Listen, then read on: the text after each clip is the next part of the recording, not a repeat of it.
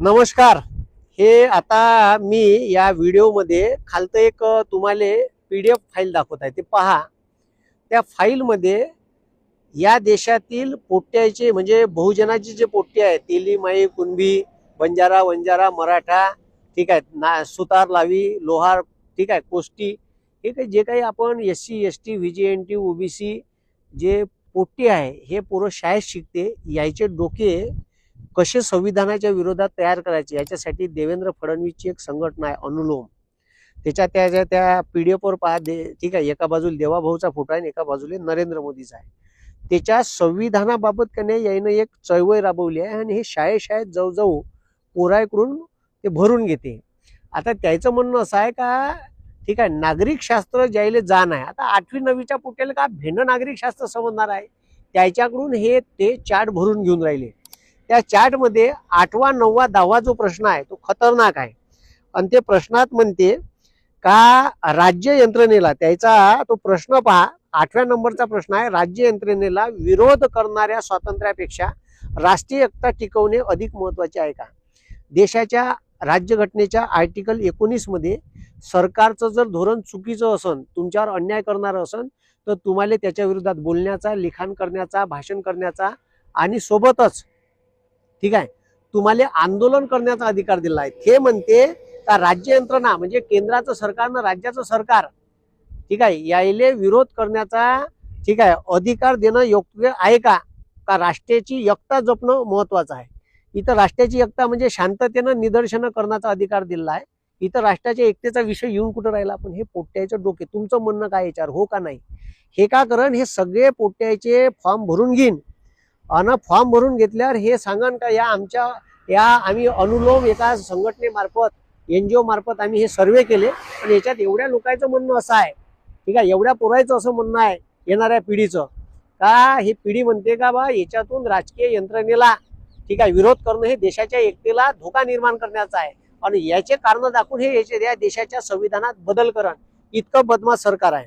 त्याच्यानंतरचा प्रश्न म्हणते, हे 9वा प्रश्न आहे याच्यात, का आपल्या प्राचीन प्रथा परंपरा संविधानाने हस्तक्षेप करू नये का करू द्यावा, ठीक आहे, हो का नाही सांगा। तर ते म्हणून ते सांगण पोट्याला समजून सांगताना पेपर लिख, अरे बाबू आपली दुर्गा देवीची पूजा वाईट आहे का, ठीक आहे, आपण घराले लिंबू मिरच्या बांधतो, आता मला सांगा लिंबू मिरच्या बांधल्यानं तुमच्यावरचं संकट टळणार आहे का।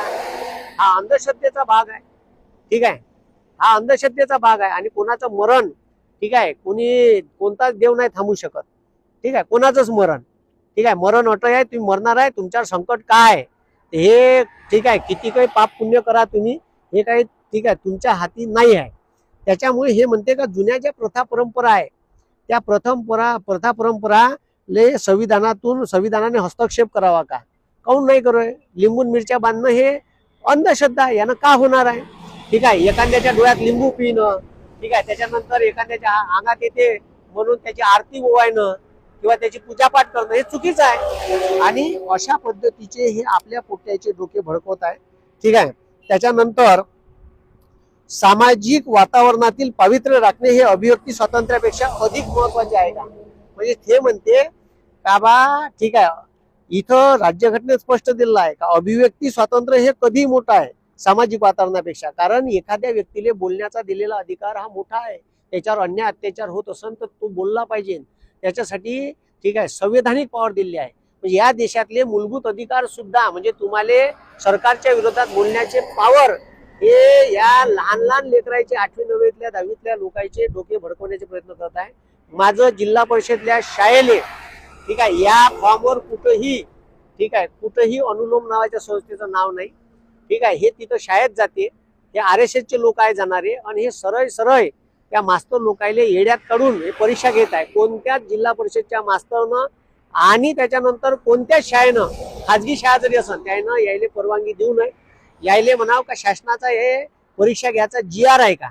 ही परीक्षा संविधानाशी काही अनुरूप नाही। पहिले 4 प्रश्न चिकणे चोपडे विचारले यायनं, त्याच्यानंतर यायनं आपली औकात दाखवलेली आहे। म्हणून महाराष्ट्रातल्या तमाम शिक्षकाला आणि शाळा ज्यांच्या संस्था आहे त्यांनी पहिले, ठीक आहे, याचा GR मागा आणि ही परीक्षा घेऊ शकत नाही आम्ही, सरळ सांगा वापस पाठवा यायले, काही गरजेचं नाही। हे आपल्या बहुजनाचे पोट्ट्याचे डोके भडकवण्याचा विषय आहे। तुम्ही हे प्रश्नपत्रिका मी टाकतो, हे पाहून घ्या का म्हणते. आणि खालतं कॅप्शनमध्ये सुद्धा याचा स्क्रीनशॉट टाकतो आणि फोटो तर या व्हिडिओमध्ये सुद्धा टाकतो.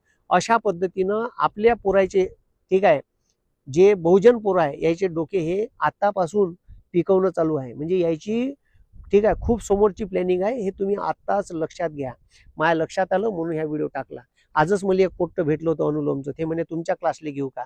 तर मी म्हणलं अनुलोम संस्थेवाला आहे का तू? तुम्हाला कसं माहित म्हणे? मी म्हणलं मला सर्वच माहित राहते. मी त्याले काउंटर केलं. तो म्हणे माझ्या स्टेटसले नथुराम गोडसेचा फोटो आहे म्हणे. ठीक आहे. तर त्याला म्हणलं नथुराम गोडसेचा स्टेटस काऊन ठेवतो तू? नथुराम गोडसेचं एक तरी काम मला सांग म्हणलं. तर म्हणे मला अभ्यास करावा लागेल म्हणे. मग तू ठेवून कसा राहिला? तुला एक काम नथुराम गोडसे सांगता येऊन नाही राहिलं. तो पोरगा आला होता, ठीक आहे. तो व्हिडिओ मी 2 दिवसा अगोदर घेणार होतो, पण मी कामात होतो. तर हे नक्की लक्षात ठेवा आणि थोडीशी काळजी घ्या. कारण काही लोक, हे RSSचे लोक गुप्तपणे हे माहीत बी पडू देऊन राहिले का हे यायच्या संस्था होय, आणि यायच्या संस्थेतून बरोबर ते वेगवेगळ्या संस्थेतून आपल्या पोट्याचे डोके खराब करून राहिले. म्हणून मास्तर लोकांना खूप सजग राहणं गरजेचं आहे. धन्यवाद. जय हिंद, जय महाराष्ट्र. भारताच्या संविधानावर आमचा विश्वास नाही, भारताने तयार केलेल्या लोकशाहीवर आमचा विश्वास नाही, भारतीय संविधानाने तयार केलेल्या कुठल्याही संस्थेवर आमचा विश्वास नाही.